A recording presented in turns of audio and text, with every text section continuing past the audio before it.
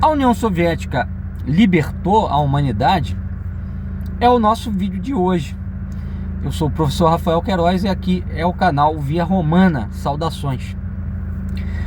Virou um hábito, pessoal, na esfera da opinião pública internacional, apresentar todos os anos a vitória soviética sobre os nazistas na Segunda Guerra Mundial como um grande símbolo de liberação da humanidade da opressão hitlerista. Importa, todavia, a gente colocar os pingos nos is, né, as coisas no seu devido lugar, porque não é bem assim que a história aconteceu. A União Soviética não foi uma força de libertação da humanidade, como veremos no vídeo de hoje. Vamos trazer aqui fatos históricos que mostram que esse discurso ele não tem fundamento. Mas antes de nós passarmos a nossa apresentação, eu gostaria de reiterar aos senhores que acompanham aqui o nosso canal que a nossa promoção dos nossos 3 cursos, História do Fascismo Italiano, Guerra Civil Espanhola e Nova Chave e Guerras na História, continua de pé. Os 3 cursos por R$100. Você também pode adquirir esses 3 cursos em separado. História do Fascismo Italiano, R$50. Guerra Civil Espanhola e Nova Chave, R$50. E Guerras na História, R$30. Mas se você quiser adquirir os 3 juntos, eu faço uma promoção de R$100 os 3, tá? Um desconto de R$30. Qual a importância desses 2 cursos, desses 3 cursos, melhor dizendo? História do Fascismo Italiano e Guerra Civil Espanhola e Nova Chave trazem subsídios para a compreensão do nacionalismo no século XX, fora dos clichês que estamos acostumados a ver por aí, né, que descrevem os fascismos como movimentos similares à esquerda, como é o costume a direita fazer, ou, né, como costuma fazer a esquerda, descrevendo os nacionalismos como esquemas capitalistas. Então a gente mostra nesses 2 cursos, primeiro, que o fascismo era um regime sui generis, né, a sua natureza, a sua origem, e como também a Guerra Civil Espanhola ela foi justificada por uma série de atos arbitrários cometidos pela esquerda marxista espanhola, indo na contramão do que frequentemente os livros didáticos fazem ao apresentar o Franco, né, e os nacionalistas como os causadores da guerra, tá? E no caso, Guerras na História é um texto introdutório à história militar. Nós trazemos os pontos, os conceitos-chave, para você entender a história militar da humanidade e poder aprofundar nesse estudo. Então, deixarei aqui meu e-mail e o meu Pix. Você tendo interesse, faz o Pix, me manda o comprovante por e-mail que eu te mando todo esse material. No caso, Guerra Civil Espanhola e Nova Chave, além do material por escrito, tem também 2 videoaulas. Vamos então iniciar a nossa apresentação começando a tratar do fim da Segunda Guerra Mundial, quando tivemos 2 conferências. Em fevereiro de 45, a Conferência de Yalta, e em agosto de 45, a Conferência de Potsdam. Essas 2 conferências já mostram, desde o início ali daquilo que a gente poderia dizer que é a pré-história da Guerra Fria, que a União Soviética não era vista nem pelos países aliados como uma potência liberadora, mas sim como um país que ameaçava a segurança da Europa. Quando Stalin vence Hitler, né, ele vai, a partir de 44, com seu rolo compressor, invadir o leste europeu, sob a justificativa de liberar o leste europeu do domínio nazista.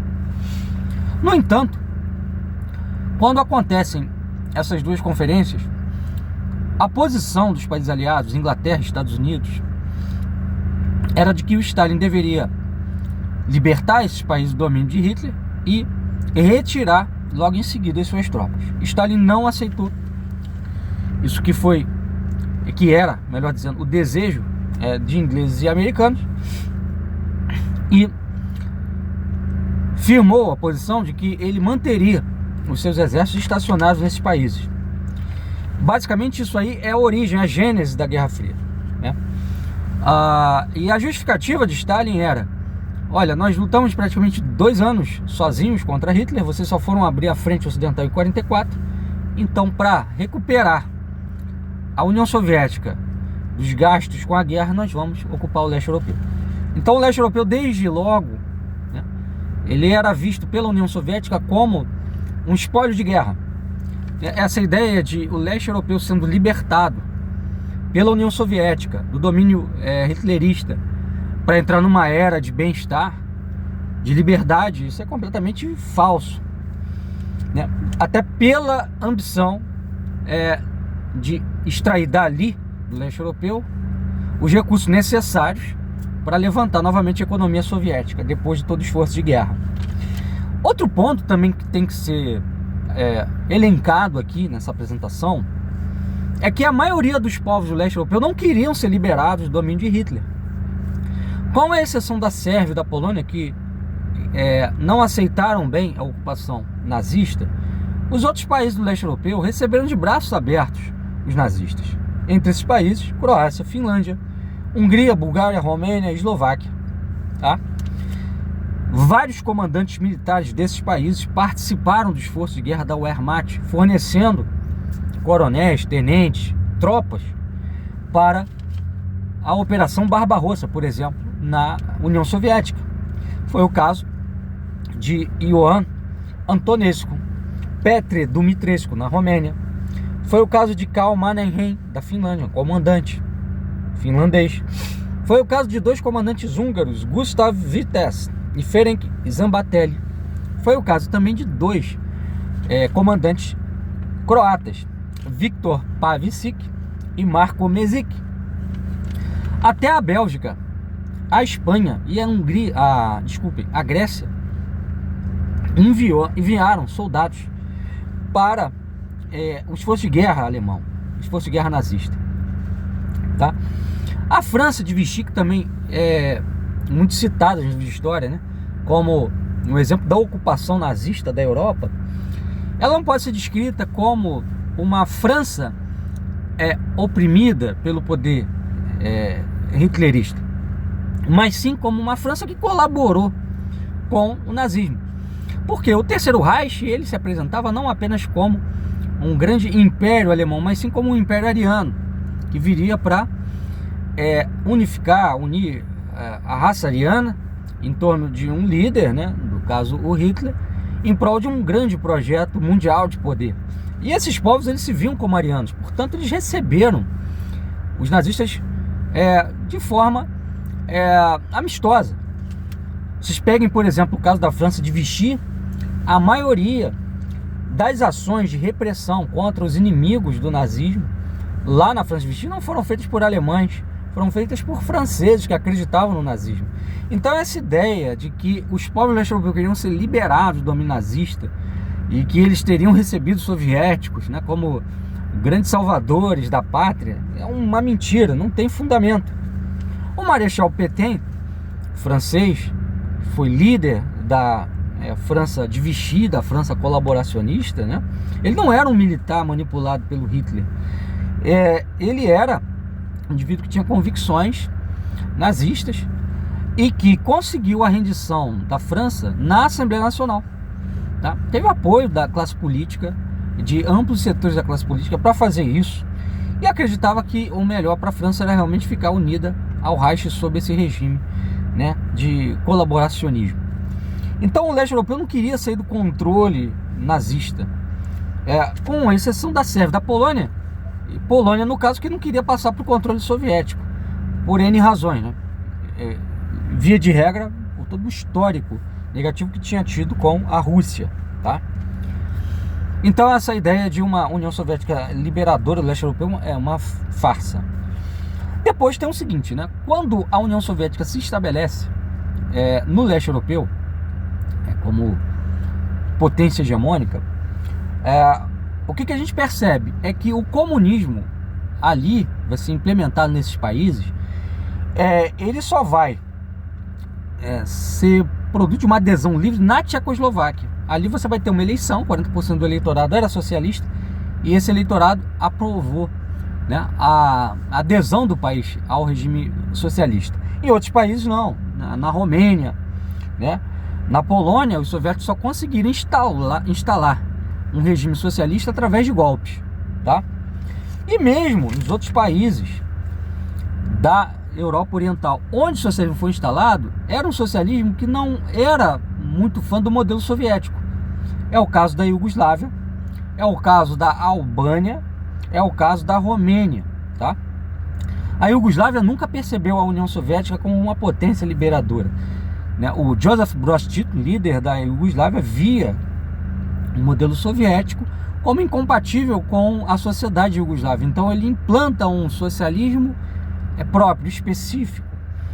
E logo de cara, logo no início da Guerra Fria, ele rompe com a União Soviética, passa a ter um modelo e uma política independente do Politburo de Moscou, tá? A Romênia, apesar de socialista, o Ceausescu, que era o ditador socialista lá na Romênia, ele repudiava Stalin e ele passou a preconizar um modelo de socialismo meio que democrático, dando certas liberdades, tá? Depois, é bem verdade, no final de sua ditadura, ele fecha novamente o regime. O Ceausescu vai chegar a apoiar a Primavera de Praga, tá? Que foi uma tentativa de também fazer uma abertura do regime lá na Tchecoslováquia, defendendo, portanto, o socialismo mais democrático, se afastando daquele modelo soviético, né? Assim como a Albânia também, né, vai acabar rompendo com a União Soviética na era Khrushchev. Porque Khrushchev tinha imposto à Albânia um papel de mero fornecedor de produtos agrícolas, ou seja, a União Soviética tratava a Albânia dentro da lógica de centro-periferia.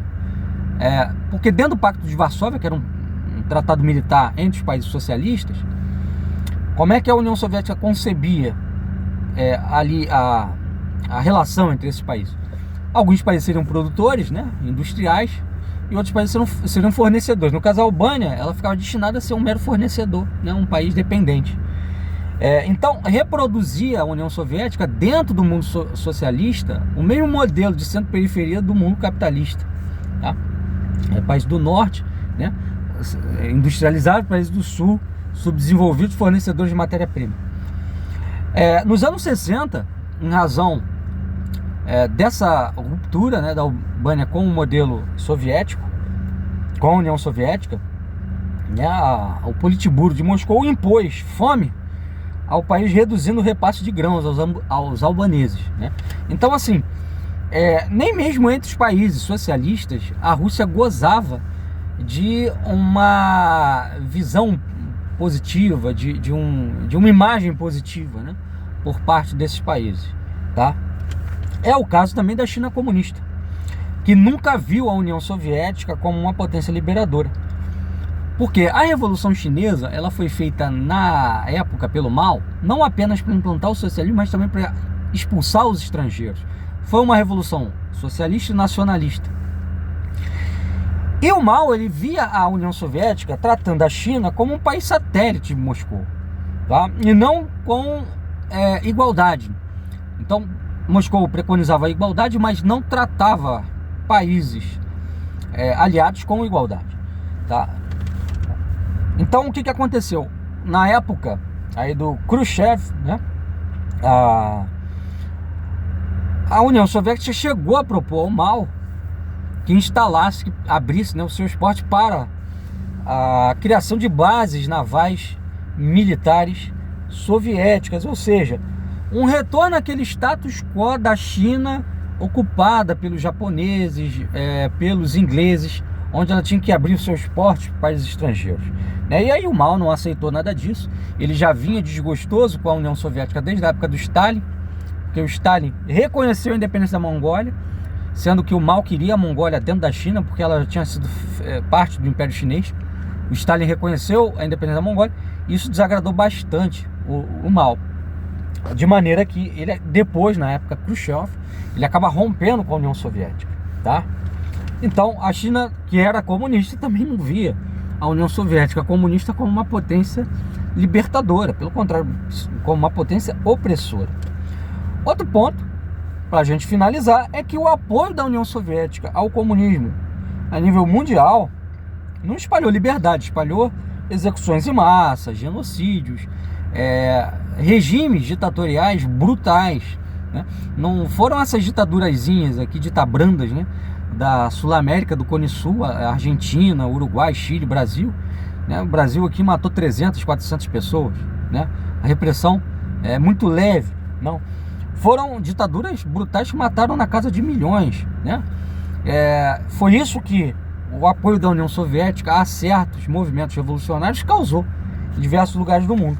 Então, só para a gente citar aqui alguns fatos que apontam para essas execuções, mortes em massa e genocídios promovidos com apoio direto da União Soviética.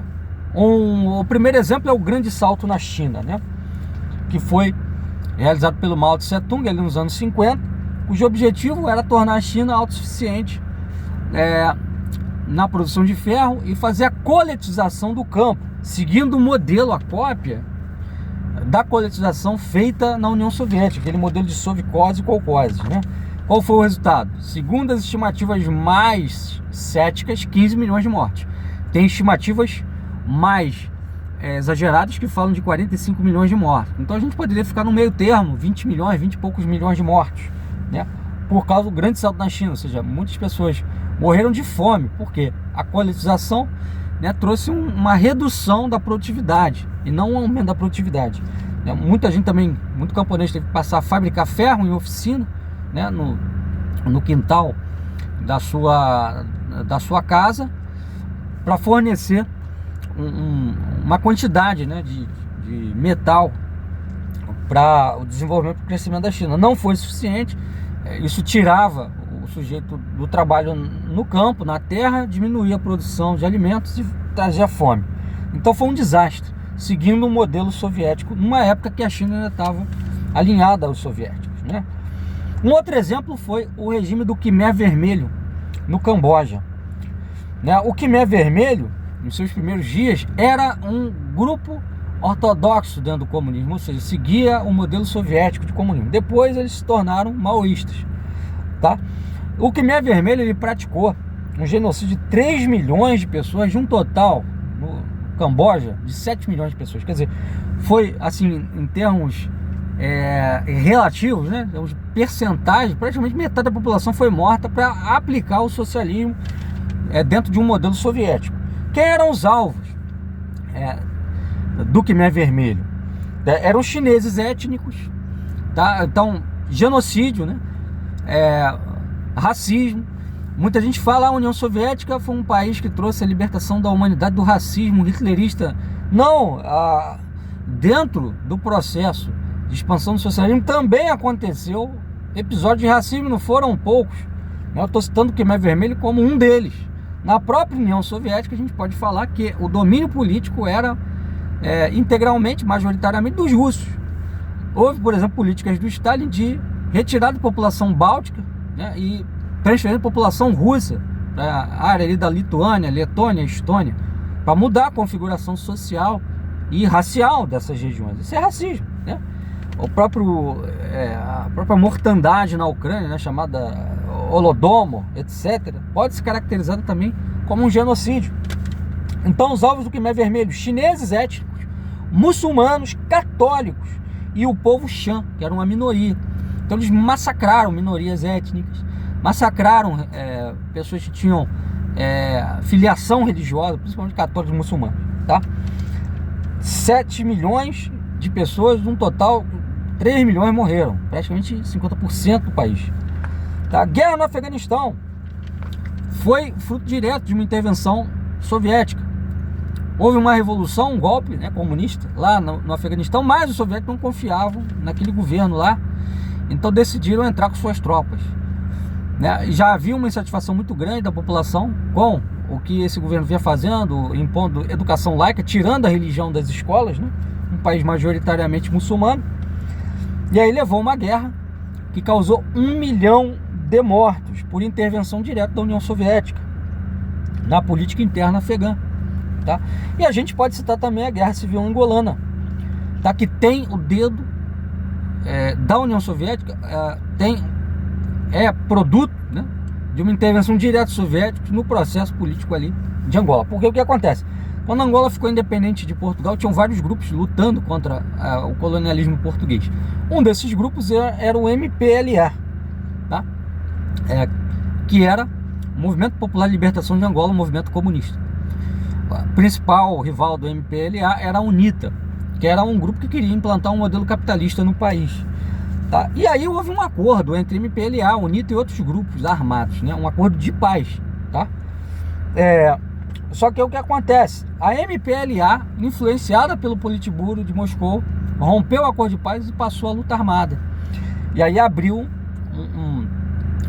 uma guerra civil no país que durou décadas, tá? E que afetou 4,8 milhões de pessoas. A gente não tem um número exato de mortos, mas acredito eu que está na casa de 500 mil a 1 milhão de mortos, tá?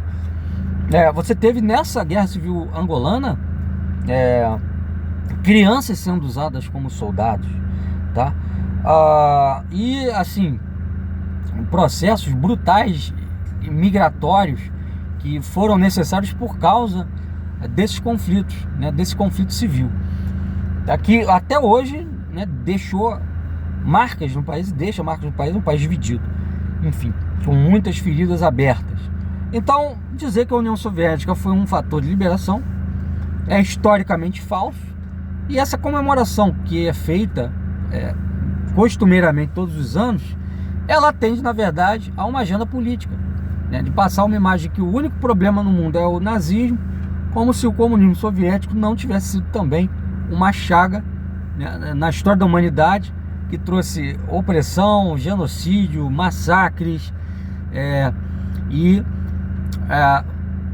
inclusive o subdesenvolvimento de vários países socialistas que viam a União Soviética como um país que os tratava da mesma forma que os Estados Unidos tratava os países capitalistas periféricos, tá? Então era isso que a gente tinha para apresentar hoje aqui, pessoal. Um abraço, até a próxima.